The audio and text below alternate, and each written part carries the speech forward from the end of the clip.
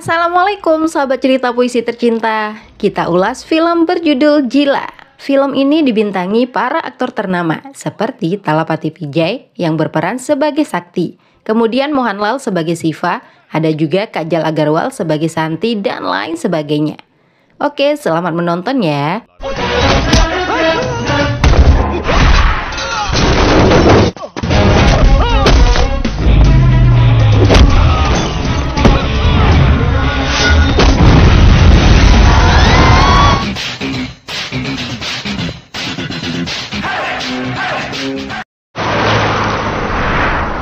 Kota Madurai, Tamil Nadu dikuasai gangster pimpinan Siva. Siapapun yang berani menentang akan dibinasakan. Contohnya pria tua bernama Ratnam. Siva membuat Ratnam tidak berdaya dan mengakhiri sendiri hidupnya.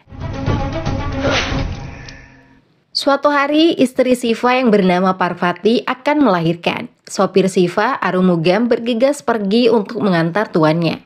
Putra Arumugam, Sakti, ikut secara diam-diam melalui bagasi mobil. Arumugam bersama Siva kemudian membawa Parvati ke rumah sakit. Dalam perjalanan, mereka diserang oleh geng putra Ratnam yang ingin balas dendam. Siva menghadapi lawan-lawannya dengan gagah berani. Masalahnya Parvati juga diincar untuk dibunuh. Untungnya ada putra Arumugam, Sakti, yang menyelamatkan Parvati. Sakti menggunakan batu melempar para penyerang. Tiba-tiba Sakti ditendang oleh seorang polisi, Inspektur Raffi. Bukan hanya Sakti, Raffi juga menendang Parvati. Siva yang melihat istrinya dipukul langsung mengamuk menghajar Raffi. Situasi semakin sengit. Sakti membawa Parvati masuk rumah penduduk agar terhindar dari bahaya. Apalagi Raffi mulai menembakkan pistolnya. Arumugam berusaha melindungi Siva. Saat itulah Raffi menembak dada Arumugam. Sakti menyaksikan langsung ayahnya meninggal dibunuh oleh polisi.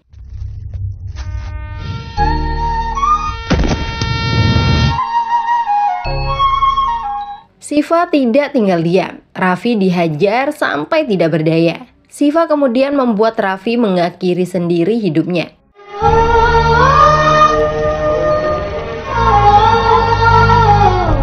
Kematian sang ayah membuat Sakti jadi yatim piatu. Sakti sangat membenci polisi yang telah membunuh ayahnya. Duka Sakti bisa dirasakan oleh Siva. Karena itulah Siva mengajak Sakti tinggal bersamanya dan menjadi anak angkat. Puluhan tahun kemudian, Siva semakin berkuasa dan menjadi bos kejahatan. Gangster yang ditakuti di kota Chennai berani berbuat ulah di Madurai. Gangster pimpinan Guna itu mengambil alih sebuah rumah sakit swasta. Polisi datang menghentikan kekejaman Guna, tapi polisi dibuat babak belur. Guna juga berani menantang Siva yang konon penguasa kota Madurai. Tantangan itu langsung dijawab oleh Sakti. Sosok Sakti yang telah dewasa memiliki kemampuan bertarung di atas rata-rata.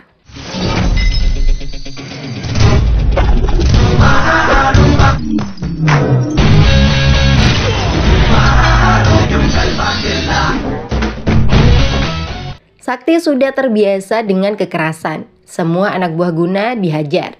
Guna menjadi sasaran utama karena telah berani menantang Siva. Sakti menyiksa Guna. Ternyata Guna hanya menang bicara saja. Guna tidak berdaya menghadapi Sakti yang merupakan gangster terkuat di Madurai.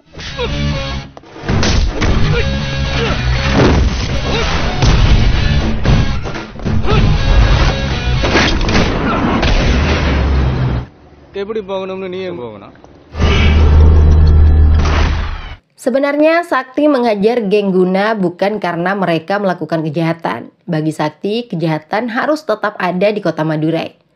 Tapi hanya Sakti dan kelompoknya yang boleh melakukan kejahatan.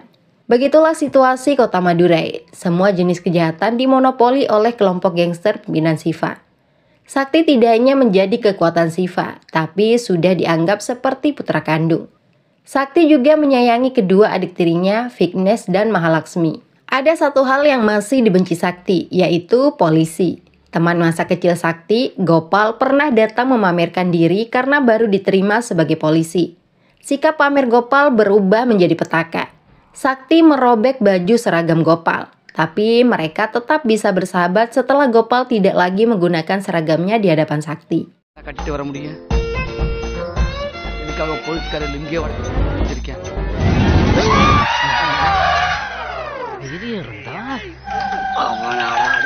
Kebencian Sakti kepada polisi karena telah membunuh ayahnya. Ditambah lagi, polisi sering meminta uang suap kepada pengendara motor di jalan raya. Sakti ingin melempar 2 poluan yang sedang bertugas meminta uang suap. Sebelum batu dilempar, seorang gadis menampar polisi itu terlebih dahulu.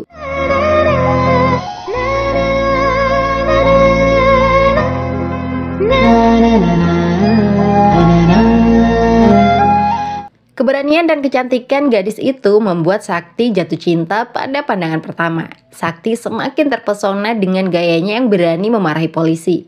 Sepertinya Sakti benar-benar sedang dimabuk asmara. Sayangnya dia belum memiliki keberanian untuk mengajak berkenalan. Sakti hanya merekam video wajah gadis itu dengan HP-nya. Baru kali ini Sakti mengalami jatuh cinta.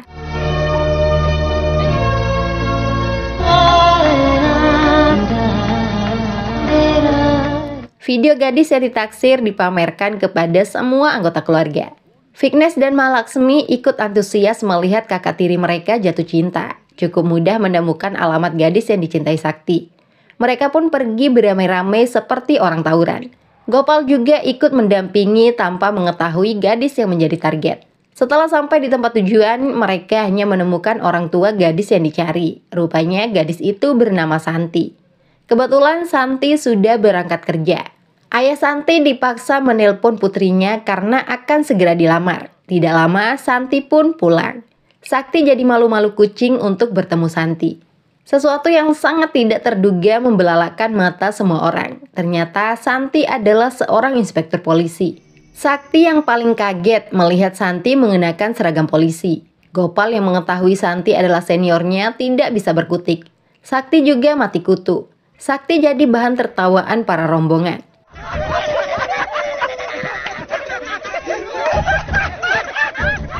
Saat itu juga Sakti memilih untuk kabur dari rumah Santi. Padahal Santi sudah ganti pakaian dan membawakan kopi.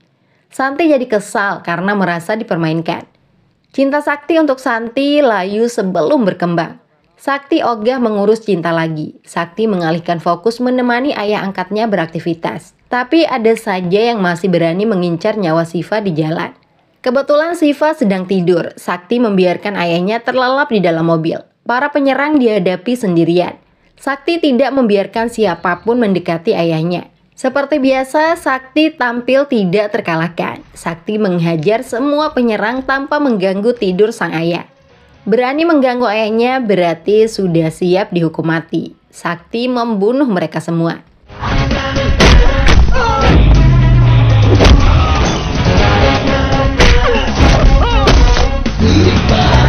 Santi hadir lagi dalam hidup Sakti. Mobil yang dikendarai Sakti dihentikan di tengah jalan. Santi sangat marah karena Sakti pergi tanpa pamit dari rumahnya. Sakti bicara jujur jika awalnya sangat mencintai Santi. Tapi setelah mengetahui Santi seorang polisi, Sakti mengubur dalam-dalam perasaannya. Bagi Sakti, cinta bisa diciptakan dan bisa pula dimusnahkan. Lebih baik saya jatuh cinta dengan cewek jelek daripada seorang poluan, ucap Sakti. Di saat Sakti bersantai di luar, Komisaris Polisi Madurai, Ajay Rator yang baru ditugaskan mendatangi kediaman Siva. Komisaris ingin menangkap Siva yang telah banyak melakukan kejahatan.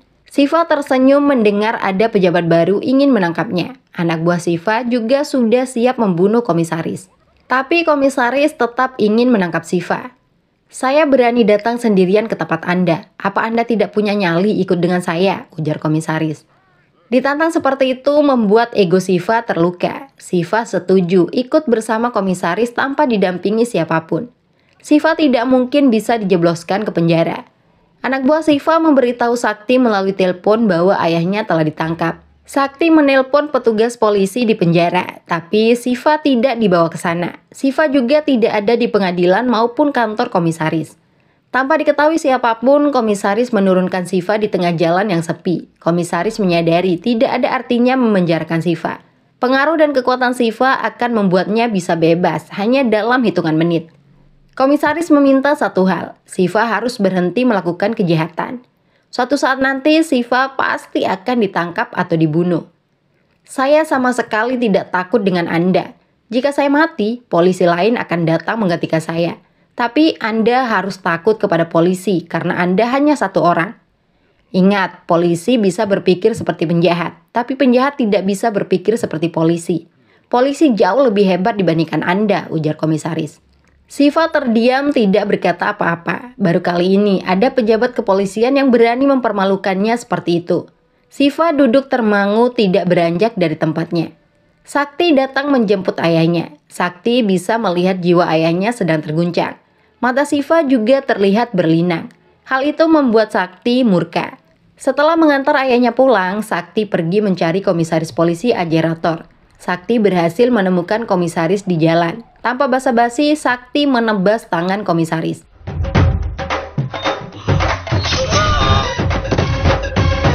Saya menebas tangan Anda karena berani menyentuh ayah saya. Jika Anda berani memenjarakan ayah saya akan membunuh Anda, ancam Sakti. Komisaris tidak berdaya menghadapi Sakti. Keberanian komisaris ternyata tidak ada apa-apanya dibandingkan Sakti. Bagi Sakti, ayahnya adalah yang terhebat dan tidak ada yang bisa menghancurkannya. Sementara Siva terus terngiang kata-kata komisaris. Sangat mudah bagi Siva menghabisi komisaris. Apalagi salah satu anak buahnya, Adi Kesavan, merupakan seorang menteri. Tapi bukan itu yang diinginkan. Siva harus membalas penghinaan yang telah diterimanya. Membunuh komisaris bukan solusi. Orang kita harus menjadi polisi. Saya akan tunjukkan kepadanya apa yang bisa terjadi jika seorang kriminal menjadi polisi, ucap Siva kepada anak buahnya. Satu-satunya kandidat yang paling tepat menjadi polisi adalah Sakti. Ide Siva ditertawakan oleh anak dan istrinya, mengingat Sakti sangat membenci polisi. Pada saat Sakti diberitahu permintaan ayahnya, Sakti langsung kaget setengah mati. Sakti lebih suka menjadi mayat daripada polisi. Penolakan dari Sakti tidak membuat Siva berubah pikiran. Sakti dipaksa menandatangani surat lamaran. Sakti juga diantar langsung ke tempat ujian.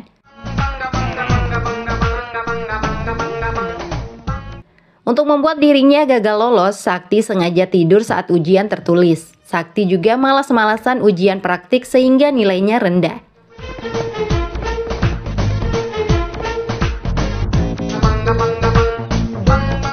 Pada saat pengumuman, Sakti sudah yakin tidak akan lulus menjadi polisi. Tapi pengaruh Siva membuat Sakti tetap bisa lulus. Ditambah lagi ada Kesavan yang menjadi menteri. Sangat mudah bagi mereka menjadikan Sakti sebagai polisi. Sakti tidak memiliki pilihan lain kecuali menerima nasib buruknya menjadi polisi. Sakti akan melakukan apapun demi membuat ayahnya tersenyum. Itulah yang membuat Sakti mau mengikuti pelatihan sebagai polisi baru.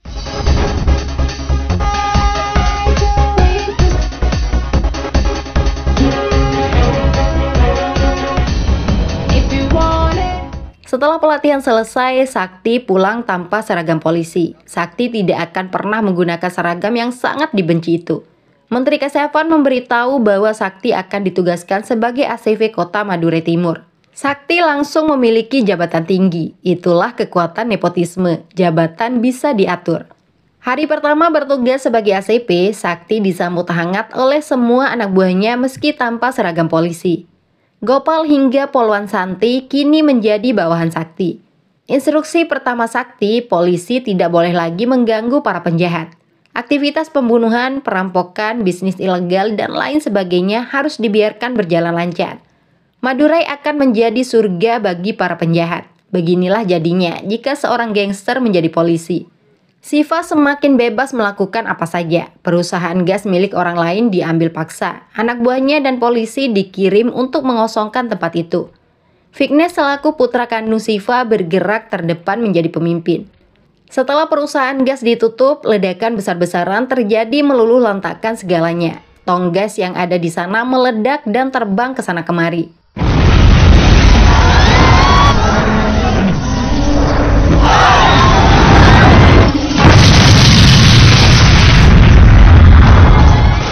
Gedung sekolah tidak luput menjadi korban. Kebakaran terjadi di banyak titik. Sakti mendatangi lokasi ledakan. Anak buah ayahnya dilihat baru meninggalkan lokasi. Sakti menjadi saksi kekejaman kelompoknya.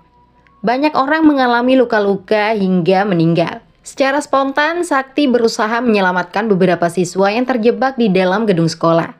Tapi ada satu lagi siswi yang terjebak di lantai atas. Gadis kecil itu melompat untuk menyelamatkan diri dari amukan si jago merah. Sakti gagal menangkapnya. Nafas Sakti terasa tersendat melihat semua yang terjadi. Jumlah korban sangat banyak. Naluri Sakti tersentuh. Sejahat-jahatnya Sakti, dia masih manusia yang memiliki hati. Jiwa Sakti terguncang melihat air mata dan tangisan para korban. Rintihan seorang anak kecil menambah sesak di dada. Anak itu menangis karena ibunya yang sedang hamil besar telah menjadi mayat. "Paman, kenapa ibu saya tidak bangun? Apa dia sudah mati? Padahal ibu sudah janji akan memberikan saya adik agar ada teman bermain," ujarnya.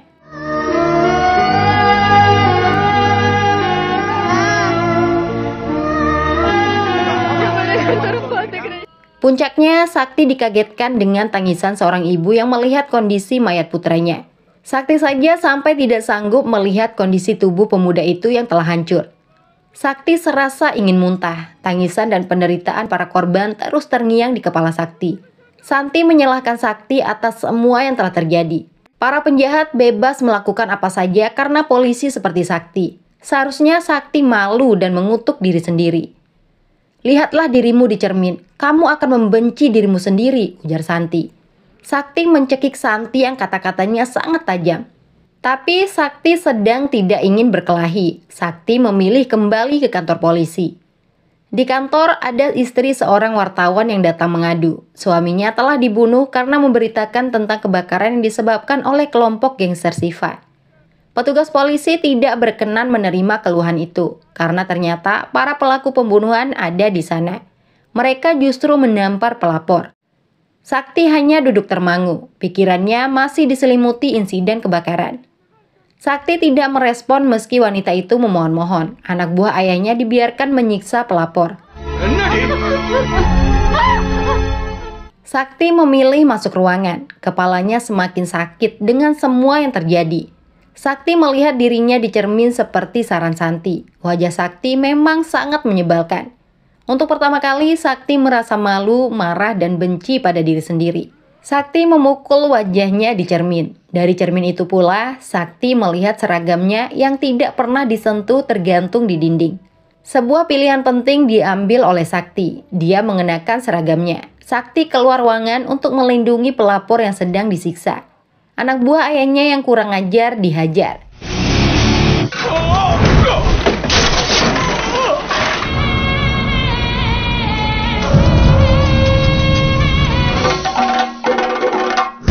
Sakti terlihat ganas dan keren dengan setelan seragam polisi.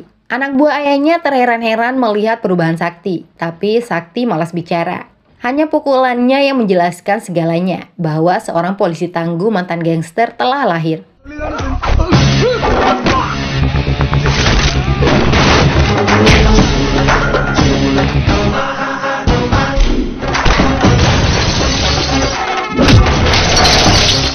Para penjahat yang sudah tidak berdaya itu dijebloskan ke penjara. Sakti kemudian pulang dengan seragam polisi. Perubahan Sakti membuat Siva dan semua orang tercengang. Siva meminta 4 tahanan yang telah membunuh wartawan dibebaskan. Sakti memberikan jawaban tegas yang membuat Siva kaget. "Saya tidak akan melepas mereka. Saya tidak akan berubah pikiran," ucap Sakti. Awalnya Siva mengira Sakti ada masalah pribadi sehingga nada bicaranya tidak bersahabat. Siva baru menyadari Sakti benar-benar sedang marah. "Iya, saya sedang marah," tegas Sakti. Demi kebaikan bersama, Sakti meminta ayahnya menyerahkan diri kepada polisi. Siva dan anak buahnya harus ditangkap atas berbagai kejahatan yang telah dilakukan, termasuk kasus ledakan yang telah menelan banyak korban jiwa. Siva tidak ingin ayahnya terus melakukan kejahatan seperti selama ini. Sudah saatnya mereka semua berubah. Kata-kata Sakti membuat Siva marah. Anak buah Siva juga ikut-ikutan adu mulut. Siva tidak mau berubah. Siva menantang Sakti jika ingin berhadap-hadapan.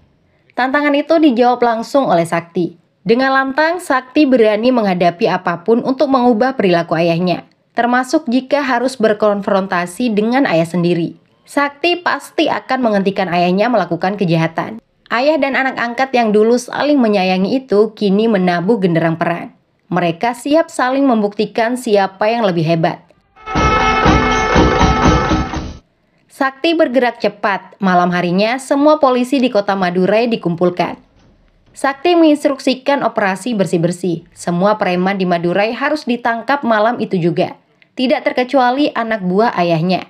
Sakti memberikan motivasi dengan berapi-api. Santi yang ikut mendengarkan tidak bisa menahan tawa. Santi menduga Sakti hanya bermain-main, tapi Sakti sedang serius.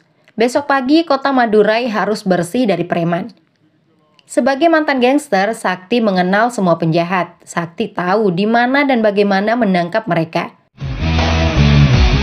Puram. Berapa? Let's move. Operasi bersih itu berjalan cukup lancar. Meski ada beberapa perlawanan seperti yang dialami Santi, pada akhirnya polisi tetap menang. Inilah sejarah yang sedang diciptakan Sakti. Polisi begadang semalaman membersihkan kota. Para penjahat yang sedang tidur atau tertangkap basah melakukan kejahatan ditangkap.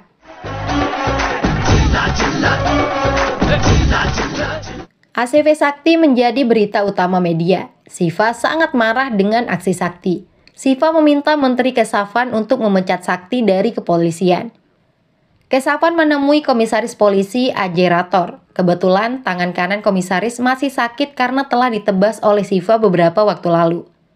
Kesafan meminta komisaris untuk memecat ACV Sakti yang bergabung dengan kepolisian secara ilegal menggunakan pengaruh Siva. Komisaris memanggil Sakti. Ada rasa malu dan segan saat Sakti menghadap komisaris untuk pertama kalinya. Sakti menyadari kesalahannya di masa lalu yang telah melukai komisaris. Silakan saja pecat saya, biarlah seragam polisi dipakai oleh para pengecut, ucap Sakti. Ternyata Sakti dipanggil bukan untuk dipecat. Komisaris sama sekali tidak dendam kepada Sakti. Institusi kepolisian sangat butuh orang berani seperti Sakti. Apalagi Sakti telah nyata-nyata mampu membersihkan preman seluruh kota. Komisaris saja tidak pernah bisa melakukannya. Hanya kamu yang mampu mengakhiri kejahatan ayahmu. Kamu telah melukai tangan kanan saya. Sekarang kamu menjadi tangan kanan saya. Kamu bukan lagi ACP, tapi saya promosikan menjadi DCP, ucap komisaris.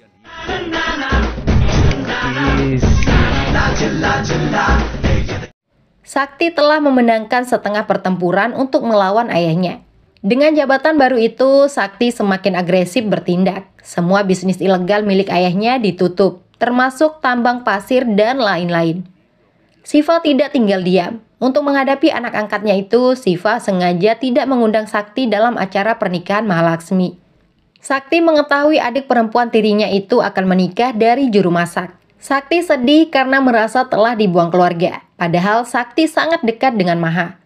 Ibunya ditelepon untuk menanyakan tentang pernikahan Maha, tapi sang ibu tidak berani bicara karena Siva ada di dekatnya. Siva melarang siapapun mengundang Sakti, tapi jika Sakti mau kembali seperti dulu lagi, Siva sendiri yang akan mengundang Sakti. Karena sejujurnya Siva masih menyayangi Sakti. Pada hari pernikahan, Maha dan suaminya terlihat bahagia. Diam-diam, Sakti juga datang ke lokasi acara untuk sekedar makan.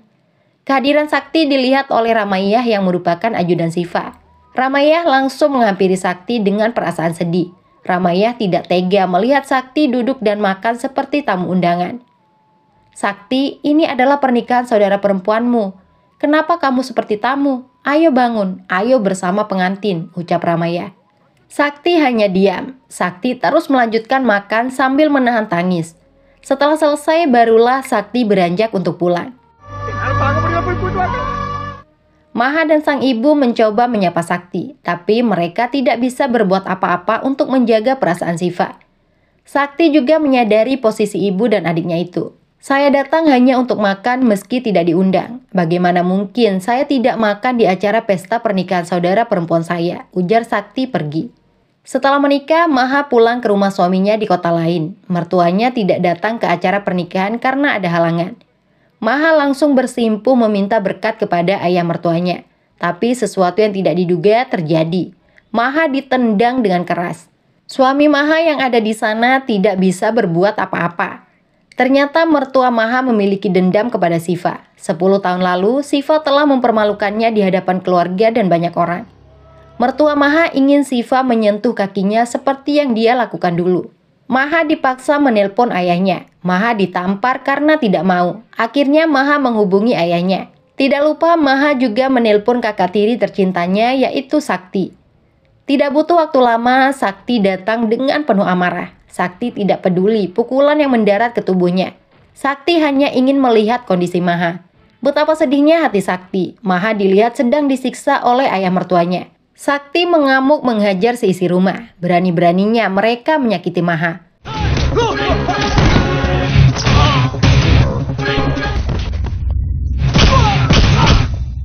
Giliran Sakti yang menyiksa ayah mertua Maha. Siapapun yang berani maju dipatahkan tangan dan kakinya. Gaya barbar Sakti muncul lagi. Sakti terus menyiksa ayah mertua Maha. Kemarahan Sakti membuat Maha terharu. Sakti memang kakak yang bisa diandalkan.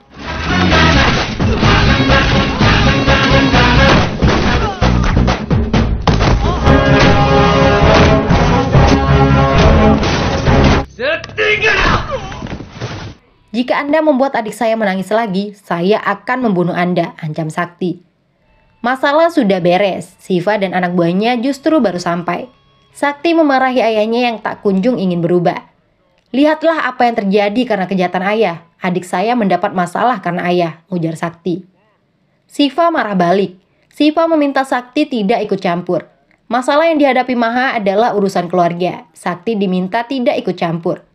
Saya ayahnya, ini masalah keluarga kami. Siapa Anda yang ikut campur? Ujar Siva. Kata-kata Siva secara tidak langsung telah memutus hubungannya dengan Sakti. Kenyataan itu membuat Sakti langsung terdiam. Perih dan pedih hati Sakti dianggap orang asing oleh ayah angkatnya. Sakti pergi dengan kesedihan. Maha hanya bisa menangis melihat nasib kakaknya. Siva memang keras kepala. Dia tidak mau berubah. Siva tetap menjadi tokoh kejahatan bersama Menteri Kesafan. Kali ini mereka membantu pengusaha asing untuk mendirikan perusahaan farmasi. Siva akan mendapat upah besar jika berhasil mengevakuasi penduduk setempat. Kekhawatiran anak buah Siva adalah perlawanan dari Sakti. Untuk mengalihkan perhatian Sakti, Siva meminta anak buahnya membuat kerusuhan. Sakti pergi ke lokasi kerusuhan, sementara Siva dan orang-orangnya pergi untuk meratakan rumah-rumah penduduk.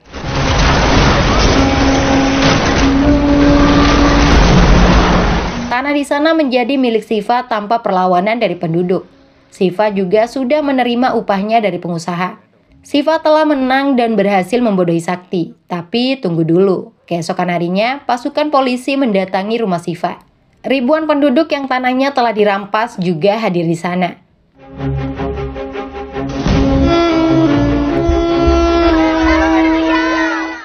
Ternyata para penduduk datang untuk menyampaikan terima kasih atas kebaikan hati Siva. Penduduk menyebut rumah mereka dirusak karena sudah tidak layak. Untungnya Siva memberikan uang untuk membangun rumah lagi.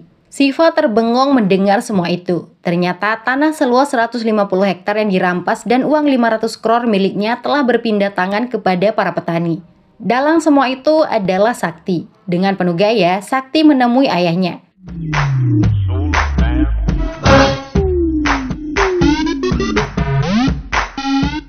Sakti masih bisa mengakses akun bank Siva karena passwordnya belum diubah. Saya sudah bilang akan menghentikan kejahatan ayah. Tidak ada pilihan lagi kecuali ayah berubah, ujar Sakti. Siva telah kalah langkah. Kemarahannya kepada Sakti semakin menjadi-jadi. Siva menghancurkan semua kenangan tentang Sakti. Foto-foto Sakti dan barangnya dibakar. Setelah itu, Siva benar-benar siap menghadapi Sakti. Kehidupan Sakti cukup bahagia setelah berubah menjadi orang baik. Meski jauh dari keluarga, Sakti tidak begitu kesepian. Sakti memiliki poluan Santi. Mereka melanjutkan rasa cinta yang sempat tertunda.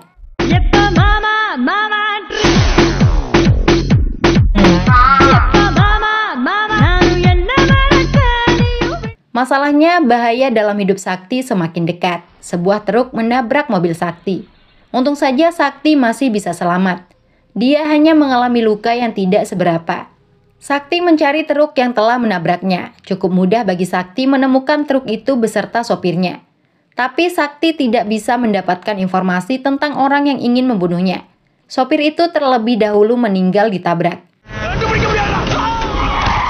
Sakti mengambil HP di kantong si sopir truk. Dari situlah Sakti bisa melacak dalang yang ingin membunuhnya. Setelah mengetahui identitas orang itu, Sakti langsung pergi ke rumahnya. Dia adalah Menteri Adi Kesavan.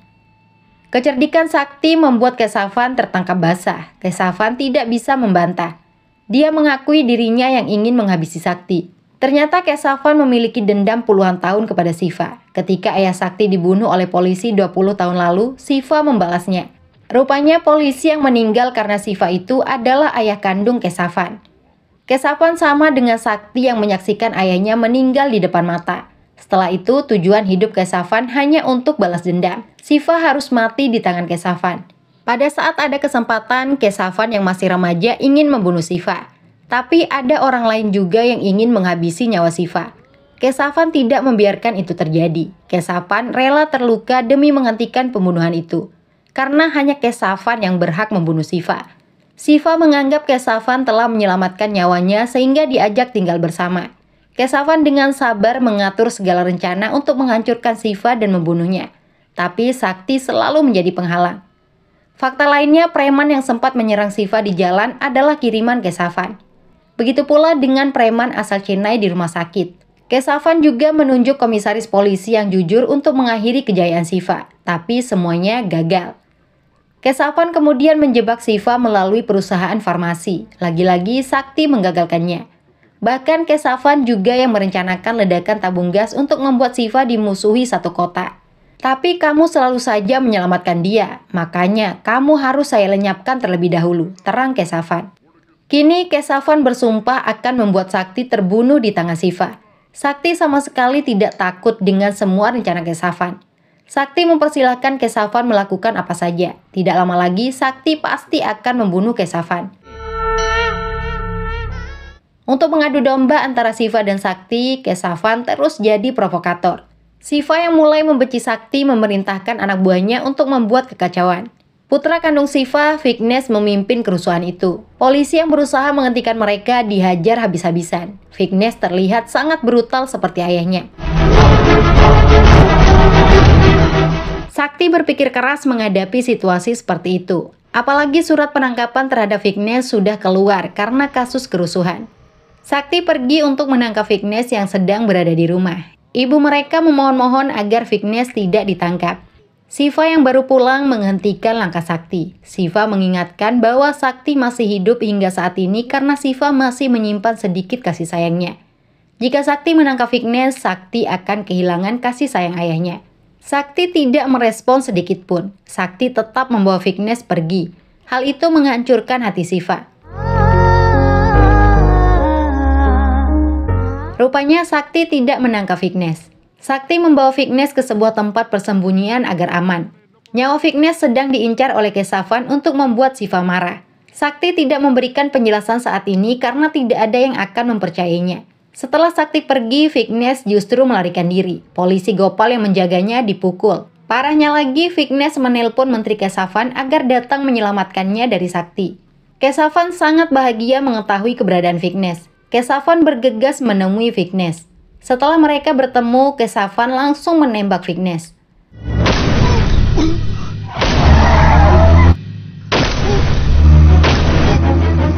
Sakti terlambat datang. Vignesh sudah terluka parah dengan 3 tembakan. Sakti ingin mengejar dan membunuh Kesavan, tapi yang terpenting saat ini adalah menyelamatkan nyawa Vignesh. Sebenarnya Vignesh ingin pulang agar bisa menceritakan kepada ayahnya tentang kebaikan Sakti dan kejahatan Kesavan. Tapi Sakti membawa Vignesh ke rumah sakit agar nyawanya tertolong. Vignesh mencoba bicara dengan ayahnya melalui telepon. Sungguh sangat disayangkan. Vignesh hanya bisa mengucap nama Sakti. Setelah itu Vignesh lemas dan meninggal.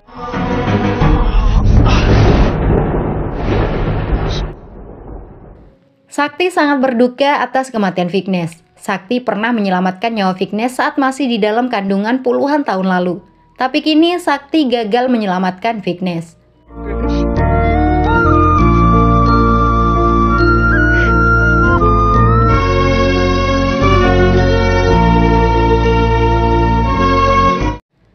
Sakti pergi menemui Menteri Kesavan. Sakti marah besar atas kematian Vignesh. Polisi yang menjadi antek-antek Kesavan dihancurkan.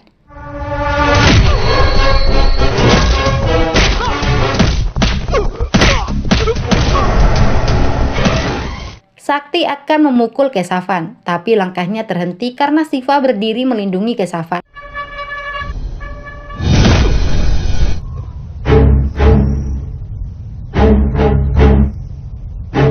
Siva menendang Sakti dengan keras. Sakti sama sekali tidak melawan. Tidak mungkin Sakti akan bertarung dengan ayahnya. Kesavan meminta Siva membunuh Sakti. Kematian Vignesh harus dibalas. Saya melihat sendiri dia membunuh Vignesh. Begitu teganya dia membunuh saudaranya sendiri, ucap Kesavan memprovokasi. Tanpa diduga, Siva justru meminta Sakti untuk membunuh Kesavan. Sakti langsung meninju wajah Kesavan.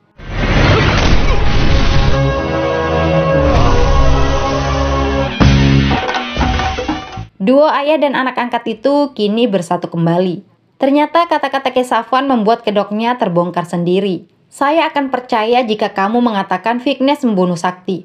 Tapi kamu bilang Sakti membunuh Vignesh. Kamu bilang melihatnya sendiri. Kamu pasti berbohong, ucap Siva. Karakter Sakti sangat dikenal oleh Siva. Tidak mungkin Sakti tega membunuh Vignesh. Siva kemudian kembali meminta Sakti membunuh Kesavan. Pertarungan sengit terjadi. Sakti dan Siva melawan Kesavan beserta anak buahnya. Bukan hanya Sakti yang jago gelut, Siva juga suhu dalam hal gelut. Semua anak buah Kesavan dibabat habis.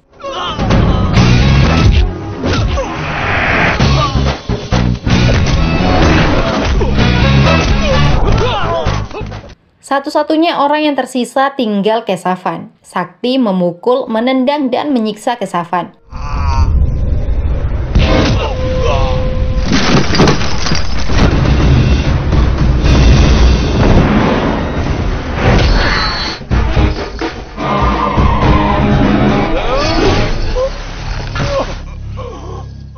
Nyawa Kesavan sudah sekarat. Siva menyarankan Kesavan untuk mengakhiri sendiri hidupnya. Dan itulah yang dilakukan Kesavan.